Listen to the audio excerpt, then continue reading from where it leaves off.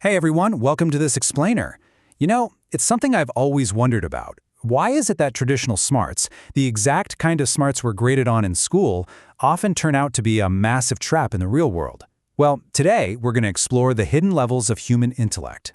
By the end of this deep dive, you'll see exactly why raw brain power just isn't enough anymore, and we'll uncover the higher dimensions of intelligence that silently dictate who truly succeeds in life and who just kind of gets left behind. It's a really bizarre paradox when you think about it. Why do extremely smart people often fail in real life? Look, if you've ever felt the absolute sheer frustration of working your tail off, getting the top grades, doing everything totally by the book, but somehow you still feel completely stuck in your career, well, trust me, you are not alone. It's a surprisingly common thing where brilliant people suddenly find themselves totally outpaced by those who, on paper at least, seem to have less raw intellect. Okay, let's really dive into this. We're looking at what's called the high IQ trap. And honestly, we've all been sold a bit of a lie by society. From day one, we're taught that intelligence is just basic logic, fast processing, and a strong memory. And because of that, you see people who crush their exams, but then they end up with totally average life results. They think incredibly fast, sure, but when it comes to life choices, slow, agonizingly confused decisions. They pour massive effort into their jobs, but see weak results, zero promotions. And they're just left constantly asking themselves, why am I not moving forward?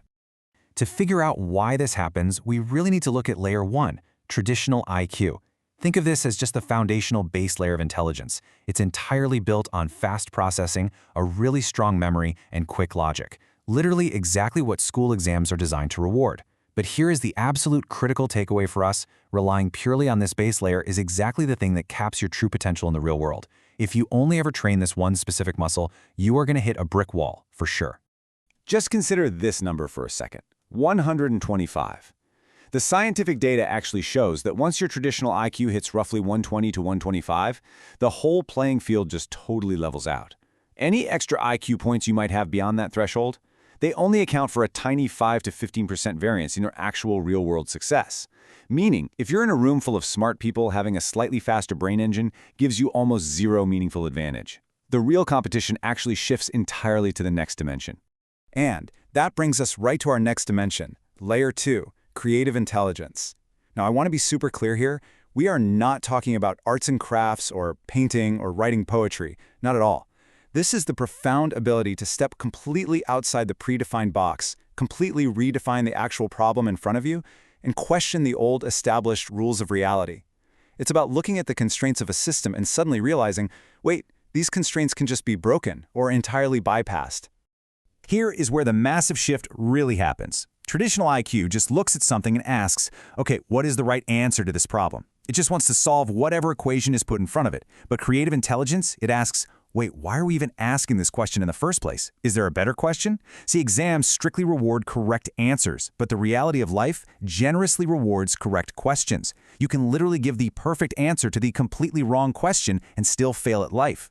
To practically illustrate this layer 2 intelligence during a super high-stakes moment, let's jump back to the World War II Enigma crisis. By August 1941, the war is absolutely raging, and Germany has rapidly captured 15 countries. Fast forward to mid-1941, and German U-boats are effectively starving England by sinking all their vital supply ships. But then, late 1941, Britain gets a massive stroke of luck. They capture a German Enigma machine, the exact secret device the Germans were using to perfectly coordinate these devastating submarine attacks. But as it turns out, just having the machine wasn't nearly enough, because the math behind it was absolutely staggering. 160 quintillion. That is the number of possible code combinations this Enigma machine could generate every single day. So Britain gathers 10,000 of their absolute highest IQ experts. We're talking chess masters, top mathematicians, brilliant logicians, and they try to use pure layer 1 IQ to basically brute force the math. And they utterly, completely failed. Even testing millions of combinations an hour was just a drop in the ocean. The math was basically unbeatable. And this brilliantly illustrates the sheer power of our second layer. Enter Alan Turing, the father of modern AI. Instead of just pushing harder and harder on the math, Turing used a creative hack. First, he stopped looking at it as a math problem altogether and completely redefined it as a human psychology problem. Second, he noticed the German soldiers were predictably human. Every morning at 6 a.m., they'd send a weather report, and they always ended messages with "Hail Hitler." And finally, he realized a fatal flaw in the machine's actual architecture. An input letter could never encrypt as itself. By combining all these insights, Turing instantly eliminated 99.99% of those impossible combinations. He asked a completely different question, and by doing that, he literally changed history. This honestly gives so much profound weight to Albert Einstein's famous observation: imagination is more powerful than knowledge. You know, when scientists actually studied Einstein's brain after he died, they found it wasn't physically larger than average at all. It was actually just less compartmentalized. His brain had these flat, flowing creases that allowed for incredible mental integration. He wasn't just solving existing physics equations with Layer 1 IQ, it was his Layer 2 creative intelligence that allowed him to completely redefine the entire model of space and time. Okay, but what happens if you only have creative intelligence? Well, then you basically become that friend we all have who has a million brilliant business ideas, but absolutely no money in their pocket. Which brings us to Layer 3, executive intelligence. Think of this as the actual execution engine of the brain.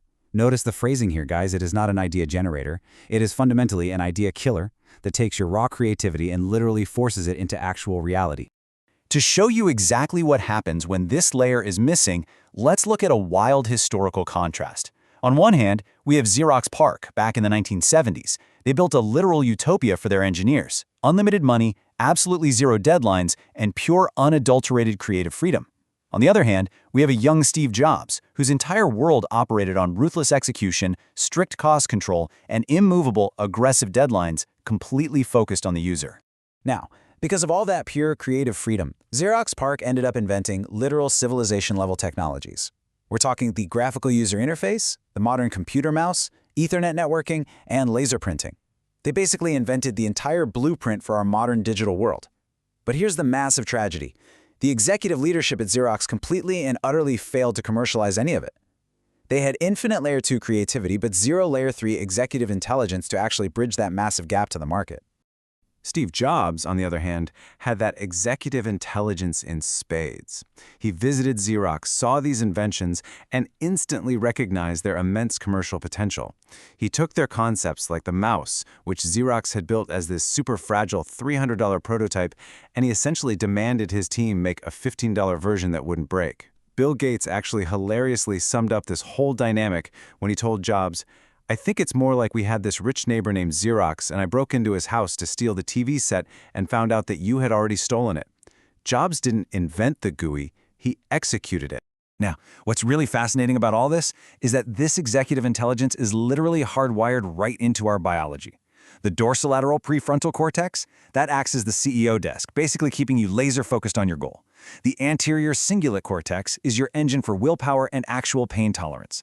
Then you have the orbitofrontal cortex, which is the calculator that forces you to value long-term gains over short-term cheap thrills. And the ventrolateral prefrontal cortex is the manager that completely controls your emotional impulses. Working together, these regions physically allow us to eliminate distractions and tolerate the immense pain of discipline. And the sheer power of that discipline is perfectly captured by just a single number: 4. When Steve Jobs eventually returned to a failing, totally bloated Apple years later, the company was bleeding money trying to produce 20 different product lines. So what did Jobs do? He used his executive intelligence to brutally kill off 16 of those products. He literally saved the entire company by forcing them to focus all of their immense talent on just 4 core products. And that perfectly highlights a really crucial point: the magic of elimination. We so often think execution is just about doing more. It is absolutely not. Reality runs on hard constraints, like limited time and limited energy. Because of that, success mathematically requires you to choose one possibility and ruthlessly murder all the other distractions. Executive intelligence is the profound ability to say no consistently, especially on those days when your motivation is completely at rock bottom. But all of this leads us to a really fascinating and honestly tragic question. If Steve Jobs possessed high IQ, and he mastered Layer 2 creative intelligence to see the future, and wielded this ruthless Layer 3 executive intelligence to build the world's most valuable company, why did he make a fatal medical choice? Why did a man of such undeniable genius attempt to cure his incredibly dangerous pancreatic cancer with a fruit diet and acupuncture, completely ignoring the direct warnings of medical science?